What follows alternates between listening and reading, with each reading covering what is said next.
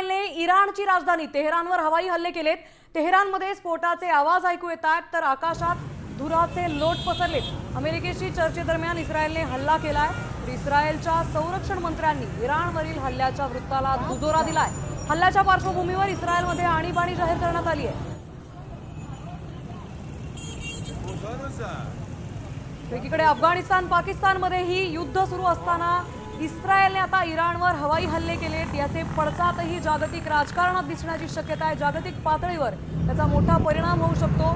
तर अमेरिकेशी चर्चा करत असतानाच इस्रायलने आता इराणवर हल्ले केलेत। इराणच्या राजधानीवर तेहरान इथे हे हल्ले करण्यात आलेत। 2 ते 3 ठिकाणं इथे निशाण बनवण्यात आली आहेत। तर इराणच्या तेहरान इथे हे हवाई हल्ले करण्यात आले। धुराचे लोट सर्वत्र पसरताना दिसत आहेत। आणीबाणी जाहीर करण्यात आली आहे इराणमध्ये। त्यामुळे याचे पुढे याचं काय होणार हे बघणं महत्त्वाचं ठरणार आहे।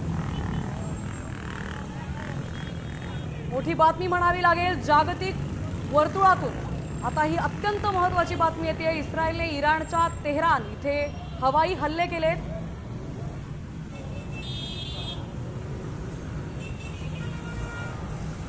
काही मुख्य लोकांच्या निवासस्थानाजवळ हे हल्ले करण्यात आल्याची माहिती आहे। आपले प्रतिनिधी विशाल सवने आपल्यासोबत जोडले गेलेत। विशाल, इस्रायलने इराणवर हे हल्ले केलेत, काय पडसाद याचे उमटू शकतात?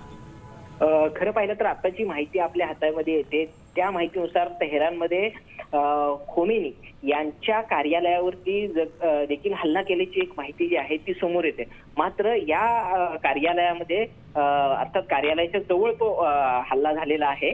मात्र त्या कार्यालयामध्ये वेळेस खोमेनी जे आहेत ते नसल्याची माहिती जी आहे ती आता समोर येते। आणि सर्वात महत्त्वाचं म्हणजे आता इस्रायलमध्ये इराणमध्ये संपूर्ण शाळा ज्या आहेत त्या शाळांना सुट्टी दिलेली आहे। त्याचबरोबर संपूर्ण एअर स्पेस जी आहे ती रिकामी केलेली आहे तिथली। आणि जे सरकारी कार्यालय आहेत तिथे देखील संपूर्णपणे सुट्टी जाहीर केलेली आहे। युद्धजन्य परिस्थिती जी आहे ती संपूर्ण इराणमध्ये आपल्याला पाहायला मिळते आणि संपूर्ण एअर स्पेस बंद केलेली आहे आणि कोणत्याही स्वरूपाचं उड्डाण जे आहे ते इराणच्या हवाई क्षेत्रातून होणार नसल्याची माहिती मिळते। आणि सध्या संपूर्ण इराणमध्ये युद्धजन्य परिस्थिती पाहायला मिळते। प्रमुख शहरांवरती काही हल्ले झाल्याची देखील। नक्कीच विशाल, धन्यवाद आपण दिलेल्या या सविस्तर माहितीबद्दल।